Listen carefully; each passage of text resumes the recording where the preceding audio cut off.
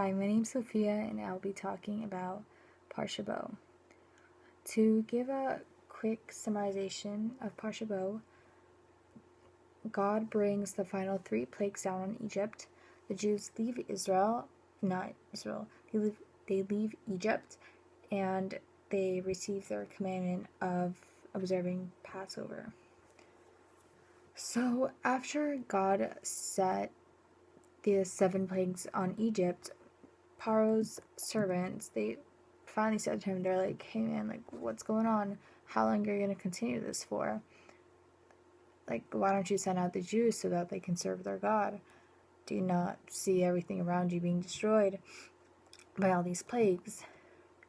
And the thing is that Paro also witnessed all these plagues, and he's seen all the destruction that's been happening by it and everything, and he's just being stubborn. He's just refusing to let all the Jews go.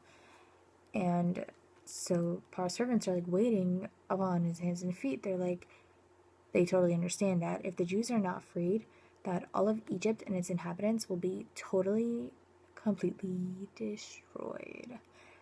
And so you gotta think, how is that a king he's like a king, he's in charge of a whole country. How is he unable to see what is so clear to everyone else? So, if you think about it, that the reason, when you're close to a situation, you're unable to see it objectively. So, Paro, he was speaking directly to Moshe about the situation, about releasing the Jews and everything. And so, he was emotionally charged with what was happening to his country.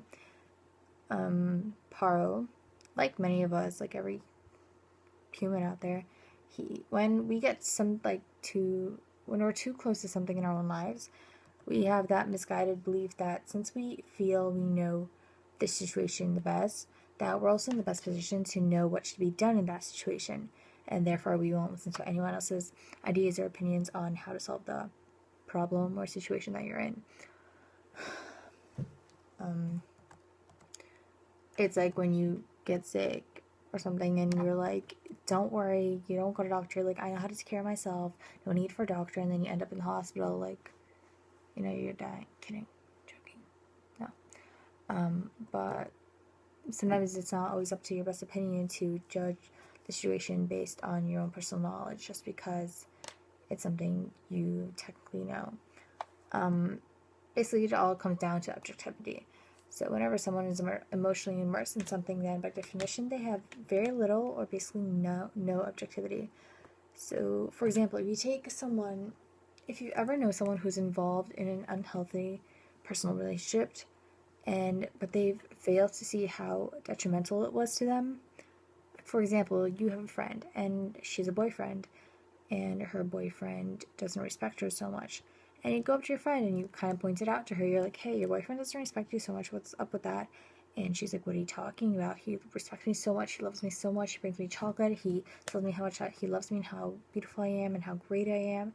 And he does everything good for me. And you're like, yeah, he does that, but he also doesn't respect you. And she's like, okay, you're just telling me lies. I'm not going to listen to you. And so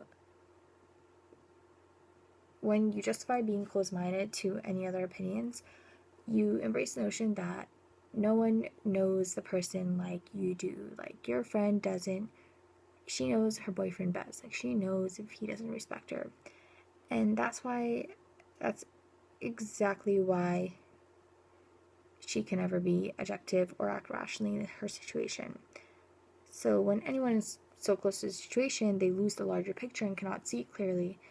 Her friend is choosing to see the good rather than just the good, rather than seeing the good and the bad and figuring out what should she do with that. That's why it's important to always seek others and ask them for their advice. Even though our human nature is often to not listen to what others say and usually do the opposite just because, that's it. Because if we do admit to ourselves that we've made poor choices and possibly may continue to do so, it kind of doesn't feel good to yourself. Like, this mentality of not hearing good advice is why people continue to just rationalize their poor behavior instead of changing it for the better. So my advice to you is to listen to those around you who know you well and whose opinions you value, and to really take that into heart. But honestly, all of it's still up to you. Like, the ball will ultimately still be in your court. So you have to fight the urge to justify your past actions and start taking good advice. And this, I totally understand that it may not be easy on you and like your ego and like to help you out, feel a better person, but in the end, it will make you great and it'll make you a stronger and better person. Thank you and have a good Shabbat.